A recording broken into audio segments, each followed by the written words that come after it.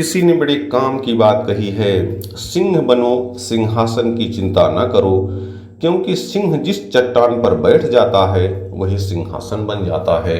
नमस्कार दोस्तों, एक छोटी सी कहानी ये अकबर और बीरबल के जीवन से जुड़ी हुई है। आप सब लोग जानते होंगे कि अकबर विभिन्न प्रकार की चीज़ें बीरबल के सामने प्रस्तुत करते थे, समस्याएं प्रस्तुत करते थे और बीरबल उनका सटीक समाधान प्रस्तुत कर देते थे। तो एक बार इसी क्रम में अकबर ने बीरबल से पूछ लिया कि ये बताइए अविद्या क्या है।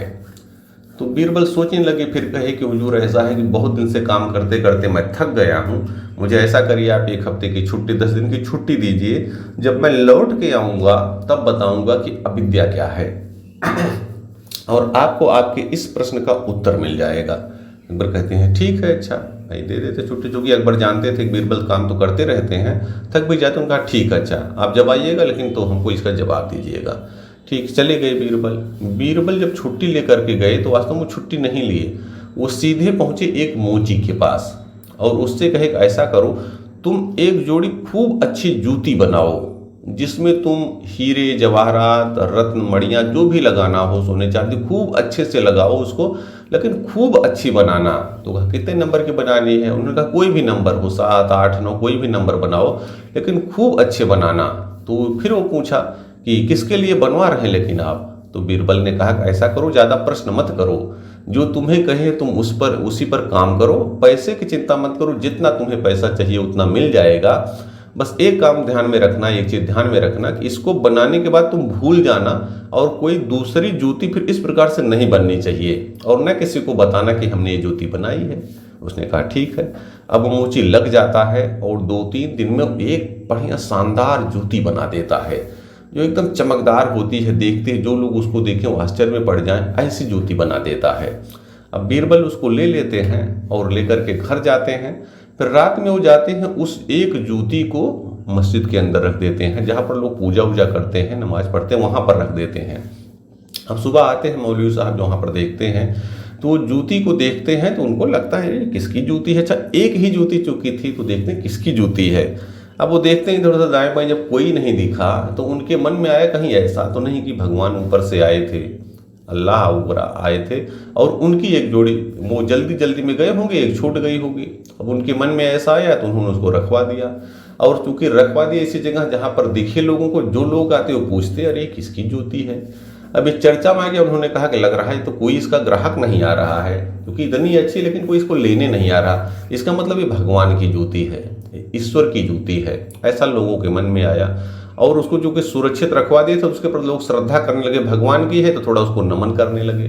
अब यह बात धीरे धीरे अकबर तक पहुंची तो उन्होंने कहा अच्छा ठीक है, कहा कि जूती मेरे सामने लाई जाए।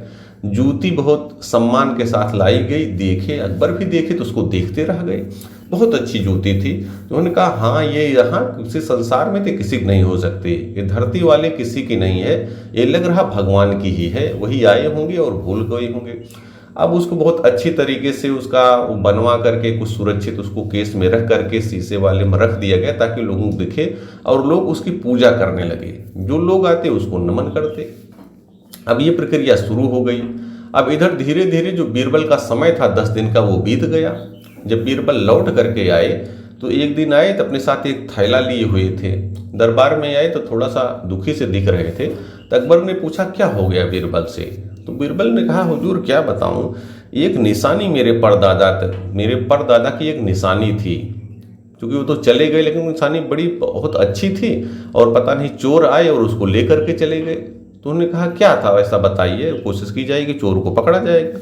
तो झोले में से निकालते हैं, एक जूती निकालते हैं, कैसे देखिए ये बहुत अच्छी उनकी जूती थी और ये हम अपने घर पे रखे हुए थे, एक जूती कोई उठा ले गया, एक जूती मेरे पास है, अब वो दूसरी जूती नहीं मिल रही, ये को लेके क्या करेंगे, ऐसा वो कहने लगे। तो अकबर ने देखा उसको तो उनको लगा कि अरे ये तो उसी प्रकार की है। तो कहते हैं अच्छा रुकिए है समाधान, वो कहते हैं किसी से और बुलवाते हैं उसको, मंगवाते हैं वो जूती और देखते हैं, देखते ही वो दोनों चूंकि एक से मिल रहे थे, अकबर कहते हैं यही जूती है आपकी। बीरबल भी देखते हैं उसकी तरफ दौड़ पड़ते हैं, हाँ यही जूती है। ये जूती लेकिन आई कहाँ से, यहाँ कहाँ से आई, बीरबल जी ने पूछा। तो अकबर ने पूरा जो उधर घटना घटी थी पूरा बता दिया, कैसे ऐसे हुआ, और किसी ने कहा कि ये जूती भगवान की है। तो बीरबल ने कहा कि हुजूर आपने हमसे पूछा था अविद्या क्या है, अब ये उसका जवाब है। बीरबल ने अकबर से कहा कि हुजूर यही उसका जवाब है, ये जूती है, न आपको पता है न मौलवी साहब को पता है न और किसी को सही पता है किसकी है, लेकिन हम लोगों ने मान लिया कि ये भगवान की ही है। यही अविद्या है। जब हम बिना जाने बुझे किसी चीज़ में यकीन करने लगते हैं तो वही अविद्या हो जाता है। दोस्तों, कहानी का सार बहुत ही स्पष्ट है। समाज में भी आप देखेंगे बहुत सारी चीज़ें ऐसी चल रही हैं जिनके बारे में हमें कुछ भी पता नहीं है, परंपरा से चली आ रही हैं, लेकिन हम उसको मानने लगते हैं, उसमें यकीन करने लगते हैं।